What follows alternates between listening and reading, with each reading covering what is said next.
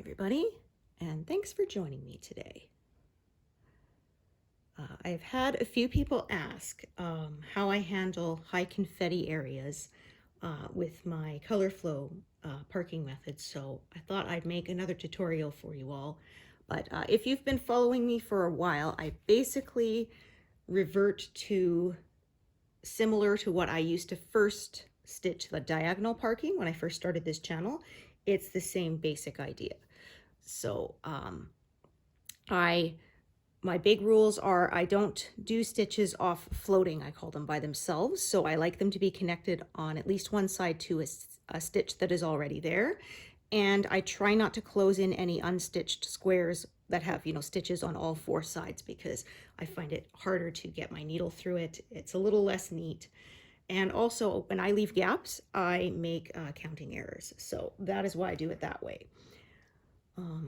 Like I said, when the motifs are more defined, I follow sort of the way the colors flow. As you can see, I've got kind of a concave area here where it was more defined. Now that it's not very big blocks of colors sort of anywhere, I tend to revert to the more diagonal, where it's generally the stuff that is above and to the left before stuff that's below and to the right. And I will start with stitching that and you'll see what I mean, I should imagine, fairly early on.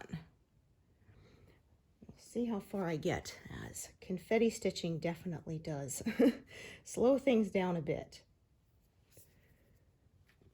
I had an extremely confetti heavy area the other day, and I swear it took me almost 3 hours to do 100 stitches. It was rather frustrating.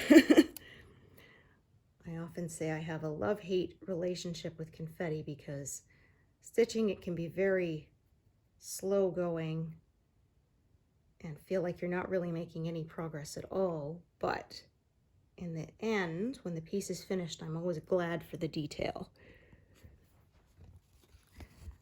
I'm working on, so I'm still fairly close to the upper left on this piece.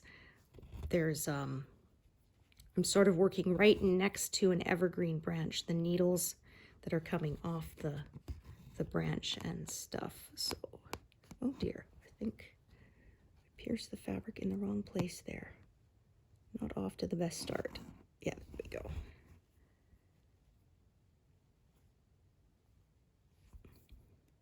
There's the little pre-made hole there, and I kind of went about a millimeter away from it, so it did not. It was not correct. And I do the majority of my finishes, I use a pin stitch to finish. So about sort of an inch away, well, less than an inch, more like half an inch, I come up and you just sort of go between the threads on the fabric there. And when you do it right, you can see it closes in, they're almost invisible, and then you stitch over them later and then you can't see them. Nice and secure, it's quick. I found it was a little easier on my fingers than drawing it across the back, because pushing it through the threads on the back can sometimes be tough to do.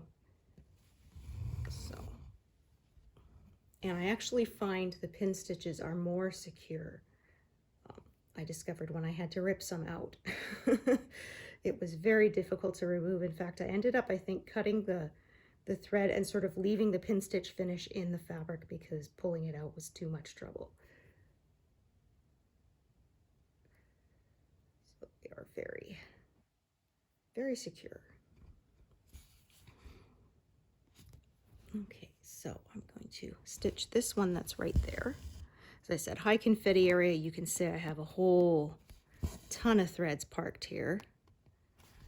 And this isn't even a max color piece. This is just the regular number of colors. It's 87 for this one.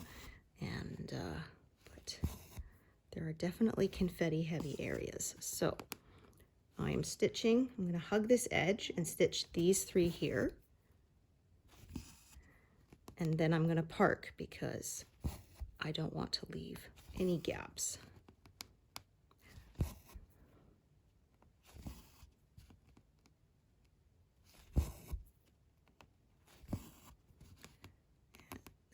park it right there. And my rule about parking is always park in the same place where you will be using that thread again. So for me, that is the upper right hand corner.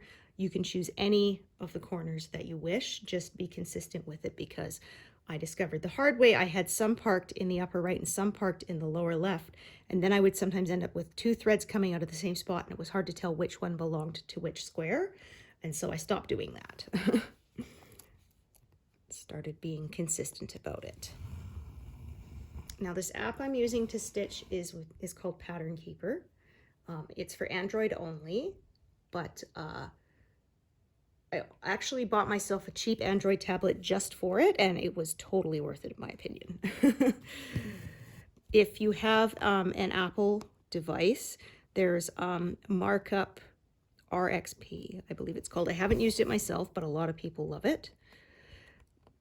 Pattern Keeper does say they're developing an Apple edition, but they've been saying that since the beginning, and it's been years. Like, I think Pattern Keeper came out in like 2019 or something, and so it's probably not going to happen. Don't hold your breath.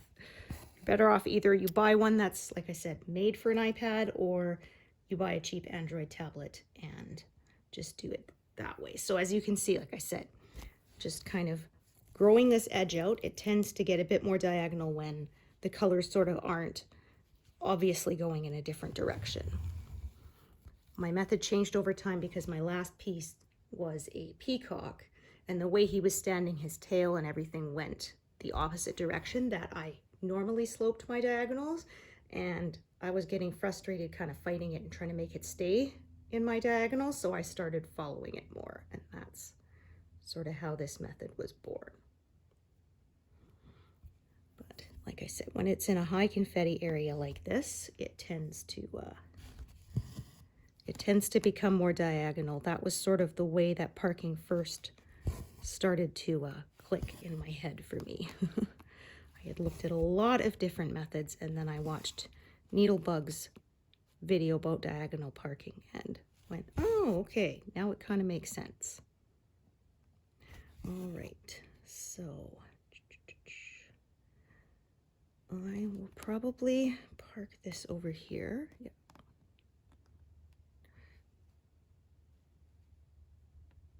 Okay, and so when there's a lot of a color and it's kind of scattered around like this one is, I tend to have multiple threads of the same color in an area so that I'm not sort of hopping around, crossing back and forth, wasting thread across the back, leaving long carries that you can accidentally grab and pull, which I have done before and you don't want to do.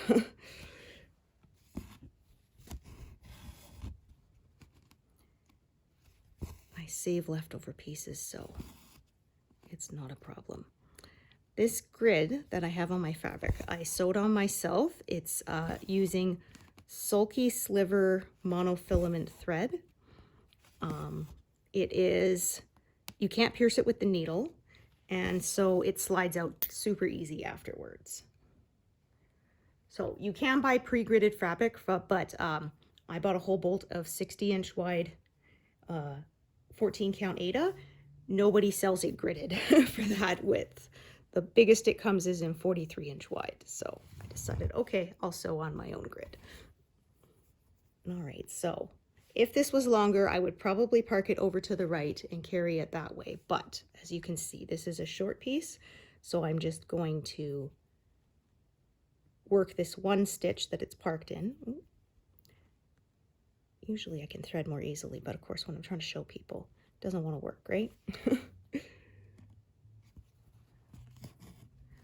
So these needles have a fairly long eye, which makes it easier to thread them. They're just some generic ones I got off Amazon. Like, they came in a tube of 100, and there's a link to it in the description box if you're interested. I use size 26 is my preferred size. I find 28 a little too small. And since I'm using 14 count fabric, it's not a problem. That's weird. I put my phone on Do Not Disturb. I don't know why it's chiming at me. Okay. So again, here is one that, as you can see, it's probably going to have a lot of threads parked. I've got one sort of down, let's take a look right here. You can see there's a fairly long one there. There's another one that's sort of further down, and it's here, and it's not too long. And sort of what I have already attached is often the biggest factor of when I decide to add a new strand and how long it will be. As like I said, I save all my leftover pieces. So I made these little thread cards, just pieces of old cereal box. And then I cut a slit in it and I put all the little extra threads in. That way you can see exactly the different lengths and pick whatever length you want for your purposes at the time. So nothing gets wasted that way. And also, I don't use the bobbins. I don't wind the thread on it anymore because it's just, like I said, easier that way. I'm not wasting time winding and unwinding it because I discovered that was costing me stitching time.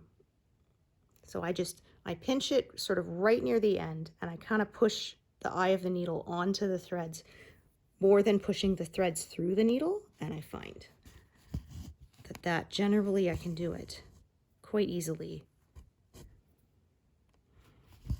without too much frustration. I've actually managed to thread needles in a very dark room without really looking. And my husband says, "How do you do that?" Just lots and lots of practice. And like I said, having needles with longer eyes definitely helps with that as well. It works best when you have sort of a very neatly trimmed edge on your thread, but usually I can manage it even if it is a little fuzzy. Okay, so again, always parking in the upper right. So I've had some people ask, they say, why don't you park sort of in the lower right or something where it's empty holes? I know I should, but I kind of didn't figure that out until the habit was really ingrained, and I don't feel like working to break myself of it now. So that is why. It's not perfect technique, but it works well enough for me. So.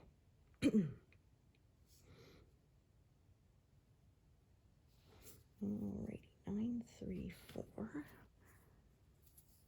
Okay, yeah, I can start to see this is like some leaves, I think. And down below there will be more pine needles.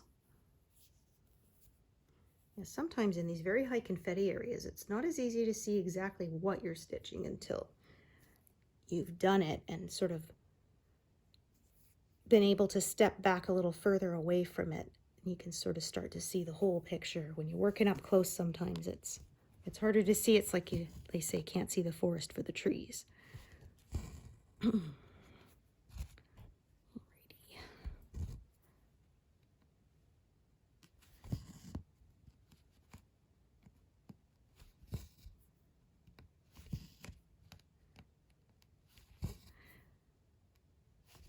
As you can see, I use multiple needles while I stitch. I keep around 8 to 10 sort of threaded at one time in an area.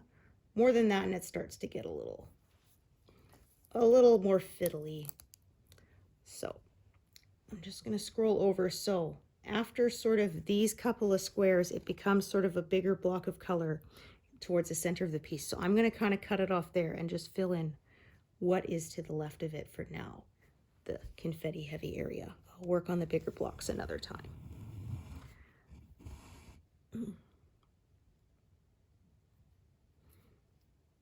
So as you can probably tell, I'm going to be,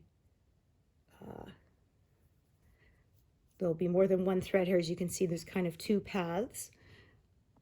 So each will get its own thread. So I'm going to stitch these, and then I'm going to park it below because again, I don't want to leave a gap. So some people like to continue sort of stitching the stuff even if it's not connected. That's up to you. This is just how I do it. I find I don't have to worry about missing stitches that I have to fill in later, because when I start skipping around and leaving gaps, then those missed stitches, sometimes they stay missed kind of thing. So even though it is more stopping and starting.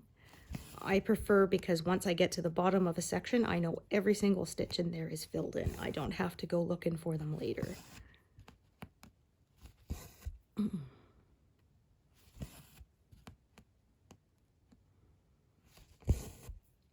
Before I used to stitch, you know, cross country, where I would sort of stitch all of one color in an area and then all of the next color. And the problem was, by the time I got to the end, I would have, you know, 200 or 300 stitches on a section that had been missed, and I had to go back and search them, and each was like a different color. And so then it would start off fast, but then at the end it would get really slowed down, having to look for those missed stitches and fill them in. But find what works for you. It's your project. It should be enjoyable to you, so you know, adjust as necessary. So again, this one was not worth carrying it anywhere. It's too short, so I will tie it off.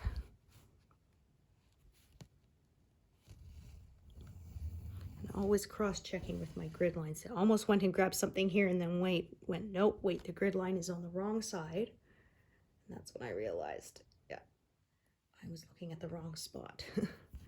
So that, like I said, is one reason why I like to work on a grid. It makes me less likely to mess things up. And when I do make a mistake, I can find more easily where I went wrong when there is a grid for, you know, to use as landmarks.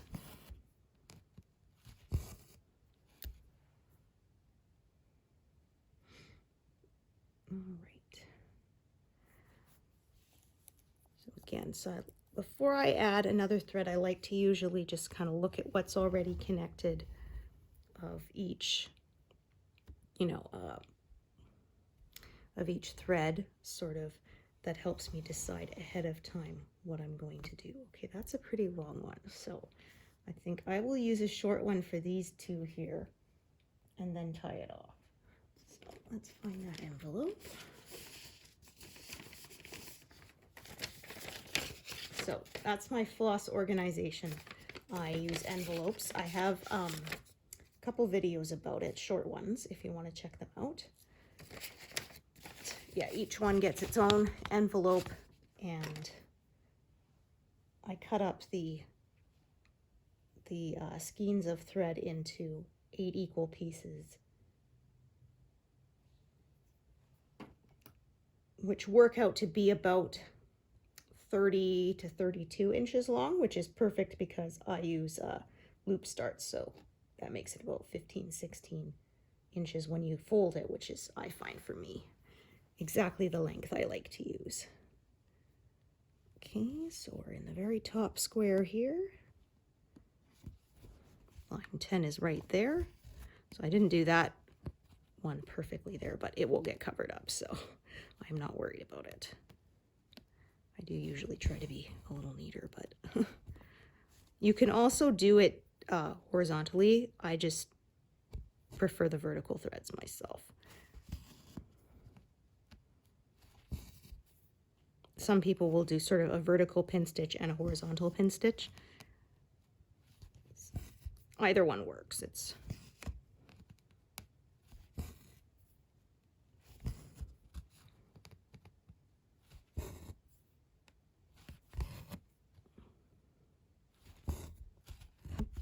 That was trying to form a knot on the back.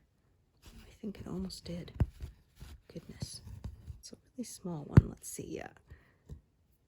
That's annoying. If I can kind of pop it through here. No, you're going to be like that, huh? No, there we go. Okay.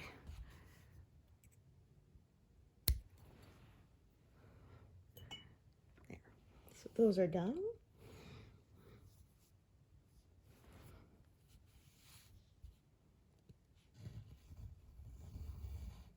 When I park, I try to park based on the grid lines and not on threads that are already parked, because I've done that before. I parked a thread wrong, and then I parked a bunch of other threads based on that thread, and that meant they were all wrong. And so I try to park sort of, okay, it's 3 from this grid line, 2 from that grid line kind of thing, rather than 2 from this parked thread, because like I said, if I mess it up, then I throw everything off, and that causes problems later trying to figure out what I did. What I intended to do versus what I actually did. All right, so I'm going to see how long this thread is. All right, not very.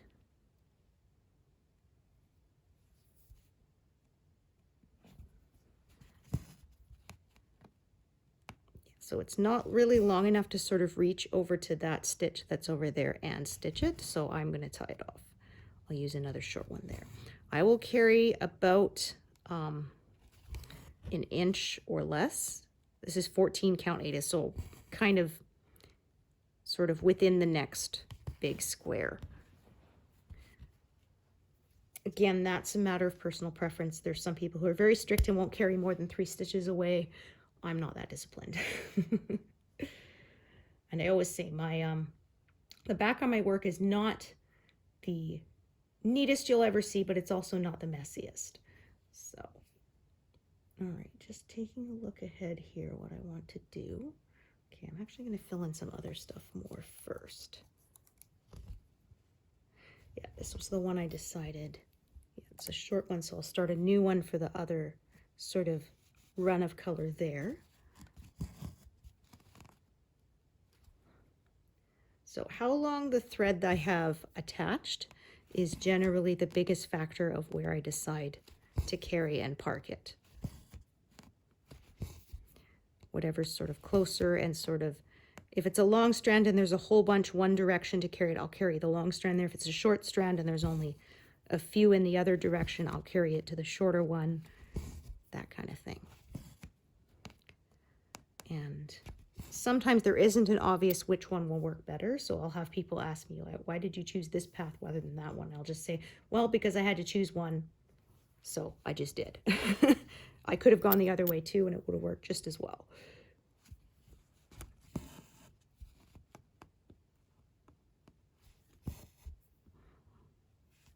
All right, so I'm going to actually do all these. So yes, I'm kind of skipping that one stitch in the middle there, but it's not going to be closed in on all 4 sides, so that is why I'm not really concerned. So I could do these 2 stitches, then switch, do that stitch, then switch, but that's going to be a lot more switching, which I don't really feel is necessary at this point because, like I said, I'm not closing in anything on all 4 sides, so I will stitch a little further. I kind of like to find a happy medium between never skipping ever and keeping my stitching rhythm kind of going.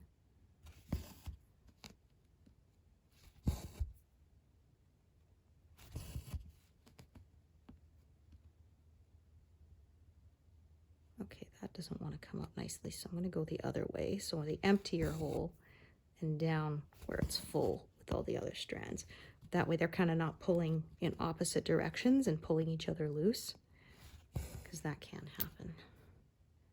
So I did those. So now I'm going to do those 3, and then that will be it for this thread.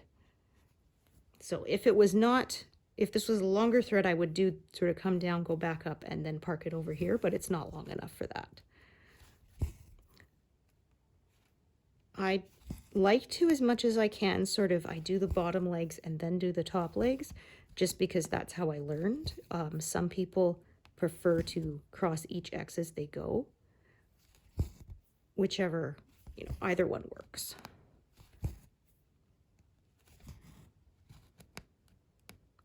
So I will generally, like I say, do the bottom legs and then cross the top legs. But if I want the thread to end up on the opposite end of where I started, rather than going down and coming back up, then I will cross as I go in that case.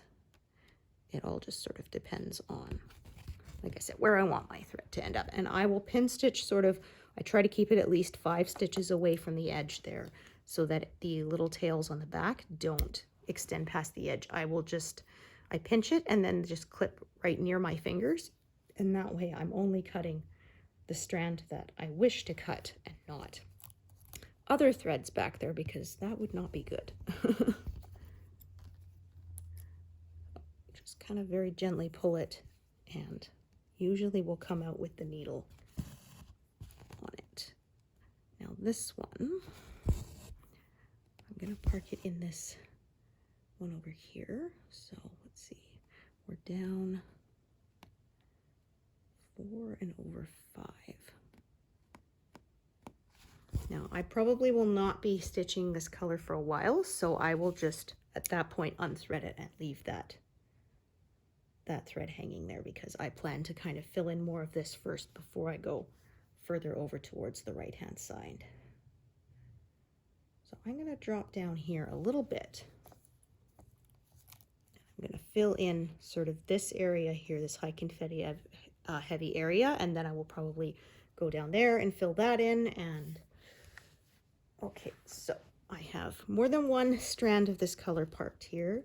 So again, I'm just going to pull them both up, take a look at the length, and sort of plan ahead of my paths. Okay. So this one.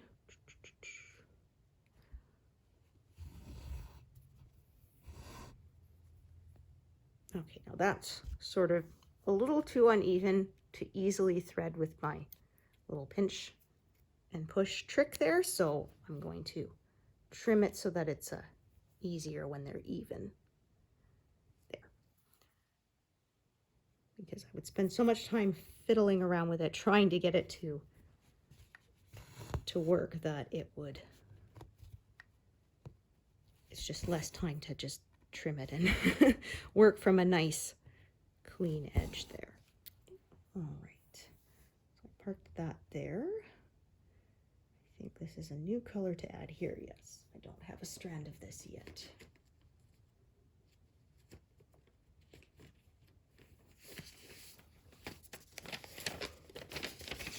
Again, there's only 2 stitches, sort of. Sometimes I'll zoom out, take a look, and yeah, there's a 3rd stitch down there, but it's sort of a little further than I wish to carry a thread from up here, so I will use a short one here. Let's take a look. Oh, I actually don't have any short ones right now. So I have one short piece, but it's only good enough for a single stitch, so that's probably the one I will use for that stitch down there when I get to it. I don't fill it in now because that breaks my guidelines. Like I said, when I start doing floating stitches off by themselves is when I start making counting mistakes, and it can be very frustrating if you don't catch it for a while because you don't stitch that area, and then when you realize it's wrong, that can be such a pain having to pull it out, especially if it's been stitched over by other threads on the back, and then you want to try and pull it out. It's a nightmare. So that is why I don't do that.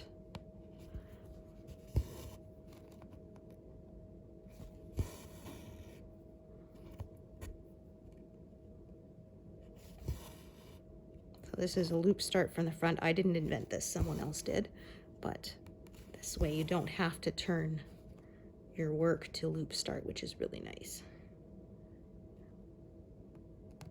And especially when you have a lot of, parked threads, and especially ones with needles on, you really don't want to be flipping your work back and forth because you get tangles then. Nobody wants tangles. All right.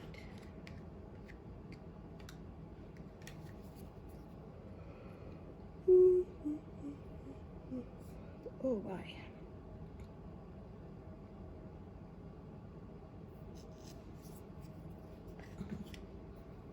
As you can see, that color is kind of scattered around a fair bit. There'll probably be lots of threads, lots of little pieces used. So I save these leftover bits because, like I say, there's kind of always a way, always a place to use them at some point where there'll be just a single stitch or two by itself.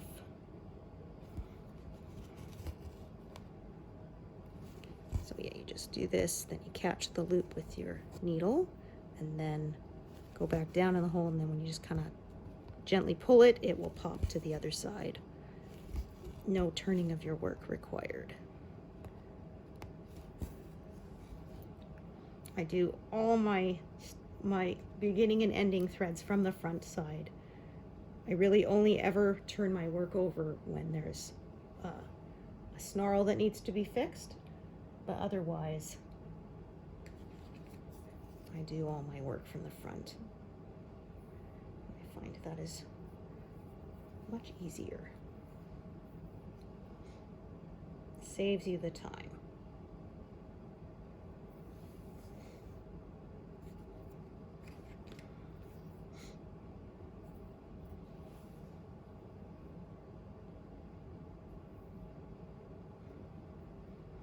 And as you can see, I learned to stitch two-handed because, again, that helps me to stitch a little bit faster and also helps me with fatigue. When I used to be using just my dominant hand and, you know, from the front, from the back, from the front, from the back, my arm would get a lot more tired with all that movement. And so having one hand on one side and one on the other, I can pass the needle back and forth with less effort. It took me about a week to get used to it. So I'm right-handed, so I have my dominant hand underneath because it's easier to find the holes with my dominant hand than with my non. So there's some people who can do either way, and I quite admire that, but I am not one of them.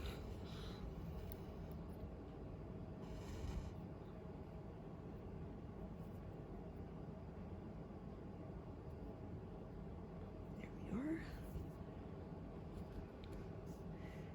So you probably can guess what I'm going to do at this point, right? Yeah, I'm going to hug this edge, and I'm going to do those two there because that leaves no gaps, and then park it, and then that sort of 3 triangle symbol there.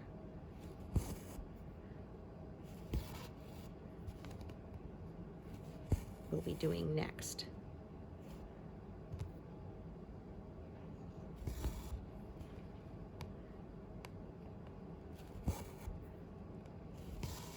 And like I said, I wanted the thread to finish up back where I started it. And so that is why I do all these bottom legs, then cross them, and then carry on from there. If, say, I was to stitch this and there was more down there, then I would cross as I go and then park. The back of the work won't look perfectly consistent, but I'm not worried about that.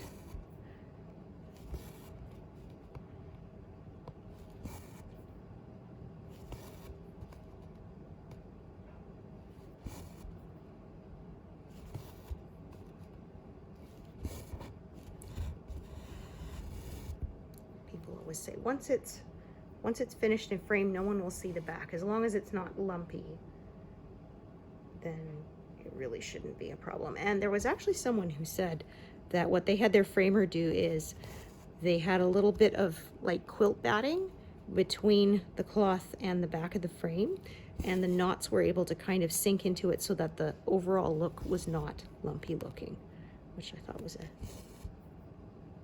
handy little trick if you do have difficulty with it being a bit lumpy. That's another thing with the pin stitch. I find it kind of cuts down on how much bulk is on the back. If you've got lots of them and you're drawing it through the threads in this sort of a similar spot, then you can end up with a quite bulky area.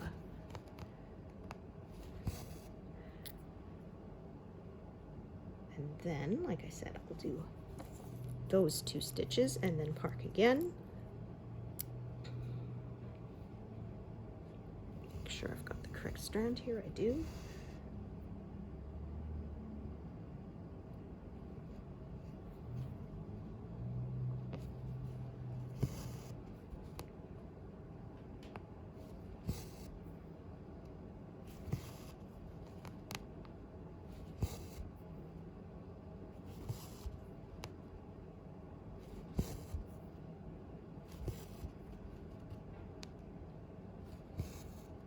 I'll leave that threaded for now because I expect to get back to it not too in not too long a time. But if I wasn't, then I would unthread it. Okay, I'm going to take a look at this strand here. Okay, this is a fairly long strand. So if it was a short one, I would start a new strand up here. And I don't feel like doing all of these stitches to the left of it. With my old method, I would have made sure I did every single stitch leading up to here, but that's a lot of colors and it's gonna take a long time. So I am going to kind of take a little bit of a shortcut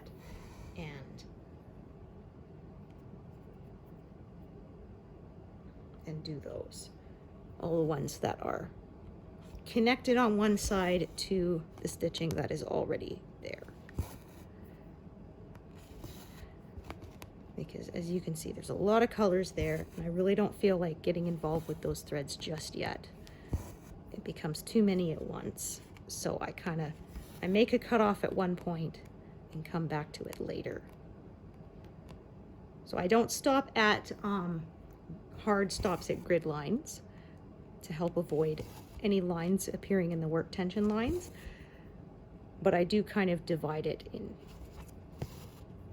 sort of just where it makes sense to me to make a break point. Work a small section, then work the next small section until the whole thing is completed.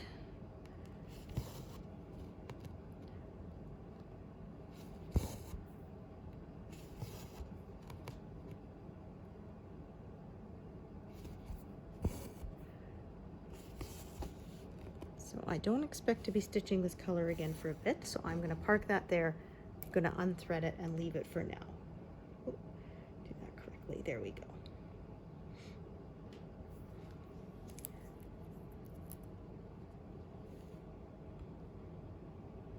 Make sure I'm grabbing the correct thread by double checking with my grid lines there.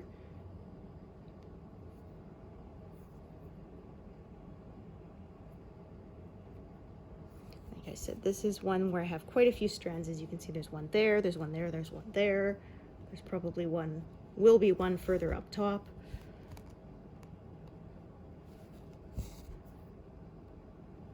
So I will put that there.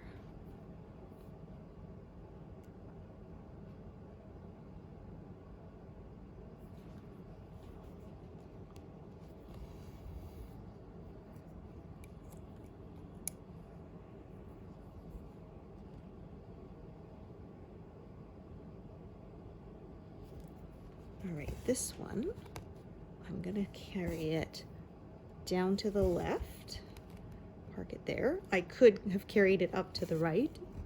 Really, either one would work. So there isn't a hard and fast rule, it's just what I felt like doing. I'll attach another thread later. As you can see, there's quite a lot of this color sort of coming up. So there will be more threads later of that color. One I left the needle on.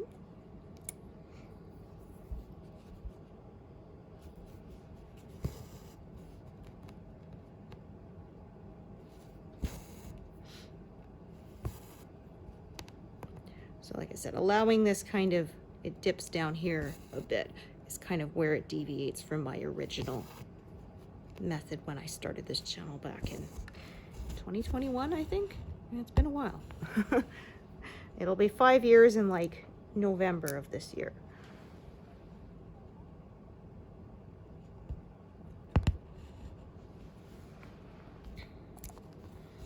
There, just had a little knot trying to form on the back there, so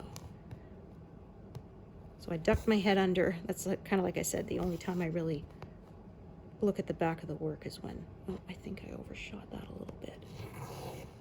Maybe not, hard to tell. Either way, I'll fix it.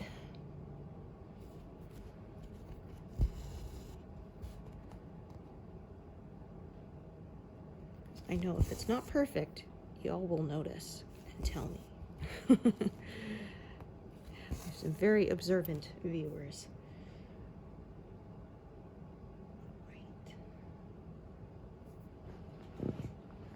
All right, so what do you think I'm going to do with this color? That's right, I'm going to do this column of stitches right there, and then I'm going to park it for those two later. So I could technically sort of do this little arm that's sticking out because it would be connected, but I'm not going to because it will close in the stuff above. So sometimes I would, sometimes I wouldn't. I generally don't, but sometimes I get lazy and I do them out of order like that.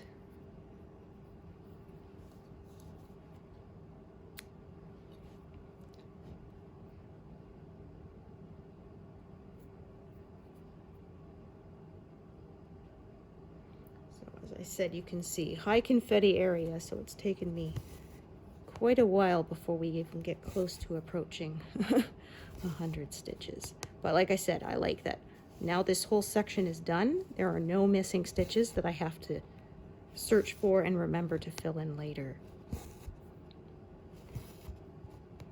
I had that once. There's one stitch on a project of mine that I didn't notice until after it was completely finished and framed and everything, and now I see it. It's darn it. I call it personalization, but it will always bug me that I missed that one.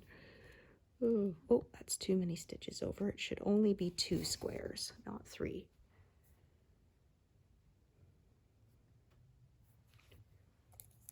Again, we have multiple ones. There's one up here, and then there's, one down here, and so they're all in different spots. They're both fairly long. These are a little uneven. I'll see if I can thread it anyway, or if I will need to. We'll need to trim it to get it to cooperate. Yeah.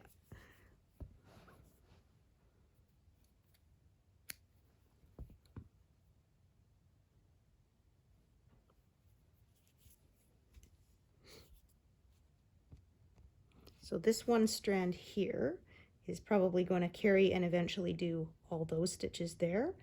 This one here I'm probably going to gather and do here, and then I'm going to have a big long one from the top going down here, over there. So that plan may change as I stitch. It just depends, but that's sort of looking at it now, what I expect will happen with carrying each of these threads. Of course, if things knot up and I end up having to tie one off earlier, thread because of that, then of course the plan changes, which we always hope won't happen, but as we know, no matter how careful you are, knots do happen. Sometimes they just cannot be picked out. Sometimes there's no recourse but to cut them. All right, so there's that one there. Okay, so this strand here will probably go like this around here. I'm going to start another strand here, which will go this, and then carry downwards. So technically it does sort of close in the stitch above it a little bit, but not on all 4 sides, so I'm not too concerned with it. Sometimes I say I occasionally will close in on all 4 sides because it's just more trouble than it's worth. But I try not to when it is feasible.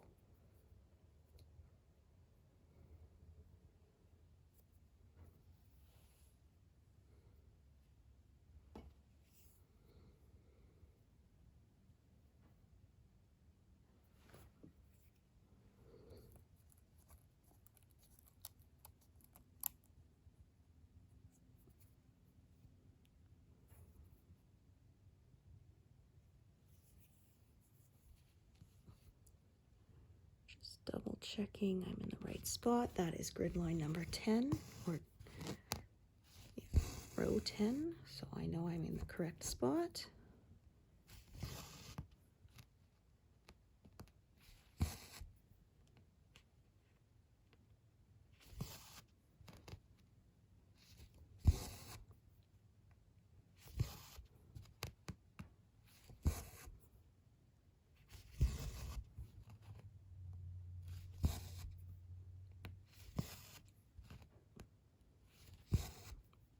That one there.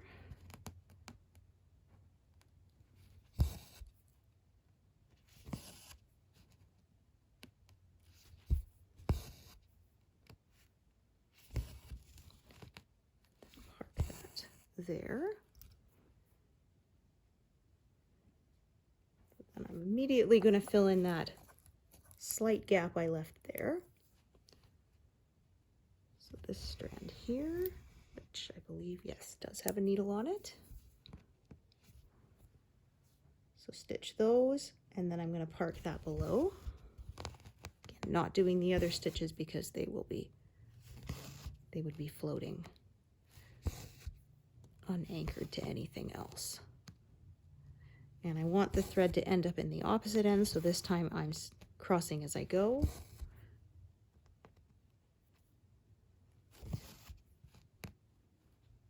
Trying not to stitch over the grid lines because it makes it easier to pull them out when I'm done, but like I said, I can't pierce it with the needle, so I've never had a problem removing them, even if it has been stitched over a fair bit. I can still get them. And park that there, right like that. All right, so looking ahead, yeah, I will probably, around this grid line here is where I'm going to cut off, fill all this in, drop down, fill in towards the right, drop down, fill in again towards the right, and continue until the whole thing's filled in, and then I'll start. I probably will move the whole frame over and continue working there. Sometimes because, like I say, it comes up to here, as you can see, there's bigger blocks of color in this area. Sometimes I'll sort of do some confetti, and then once I reach there, do some of the big blocks, some confetti, some of the big, and kind of alternate to kind of break it up. So sometimes I will do that.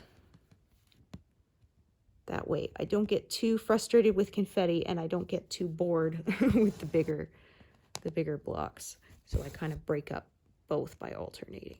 All right, and that there. And again, I'm not going to be stitching this thread for a while, so I will put the needle away for now.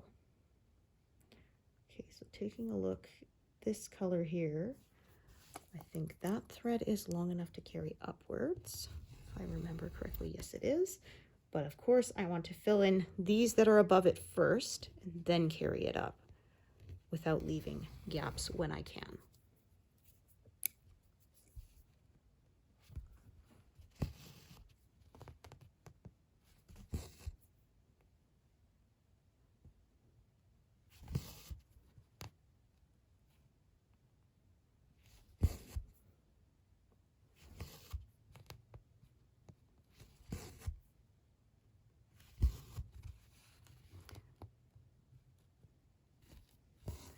Again, that one, set the needle aside. It will be a while before I get back to it.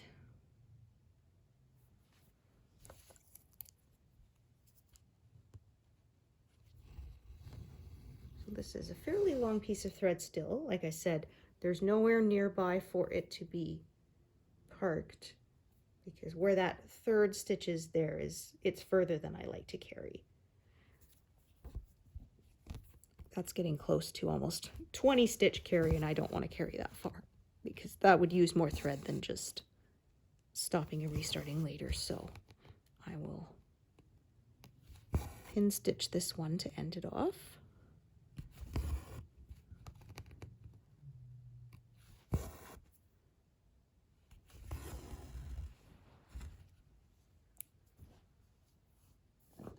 Find my scissors here.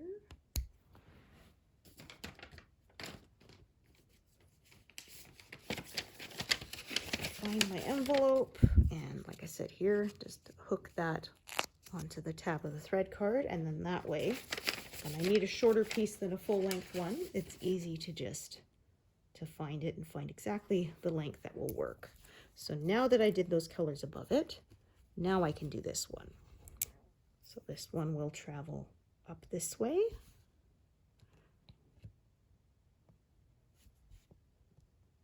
Making sure that's correct. There we go. And that way I didn't close in these other ones.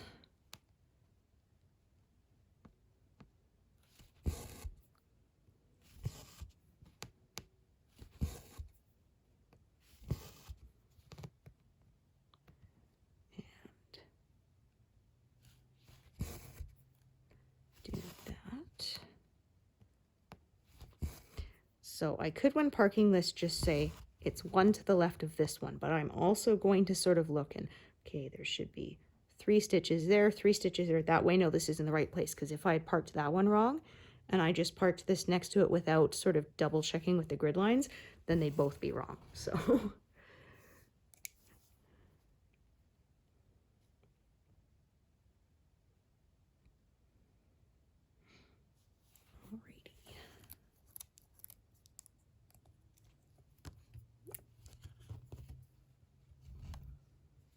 Okay, this one is, yeah, not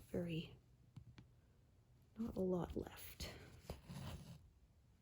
I think this one I will do these 3 stitches, and then that will be it for this strand. Yeah. No point in parking that anywhere because it'll be too short to stitch any further.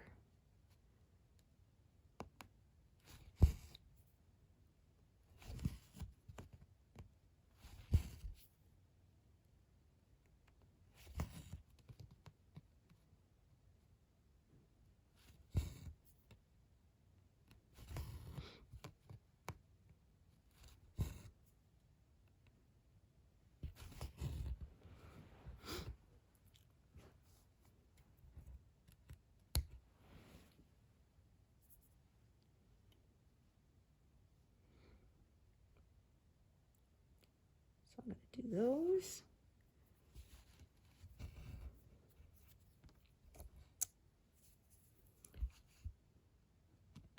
And this time I want the thread to be back up at the top where I started, so I will not cross as I go. I will stitch all the bottom ones and then cross them on the way back up.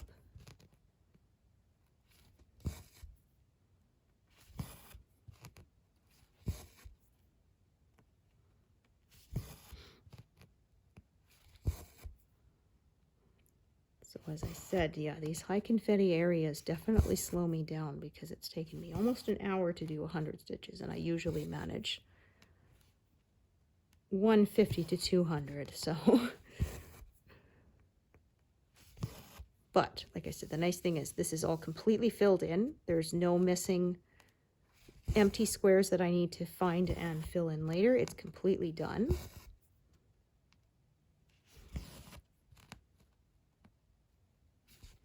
I won't have to worry about suddenly finding a mistake later.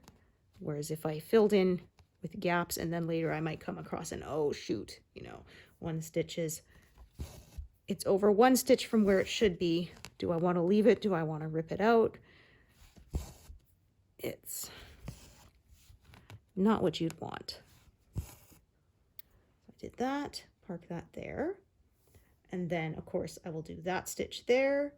Then I'll do these stitches here. So as I said, you know, it's slowly growing out from there. And it tends to be more diagonal, although as you can see, not perfectly diagonal because I got a couple stitches sticking out there, but I didn't feel like doing all these here. So I just stuck to that. And then sort of, once I get to around this grid line here, I'll take all those threads, sort of set them aside, and then come back here, start filling them out, then set those aside, come back here, and so on and so forth. So hopefully that makes sense. Yeah, feel free to ask me any questions and I will do my best to answer them. And thank you so much for watching. All right, thanks everyone. Bye.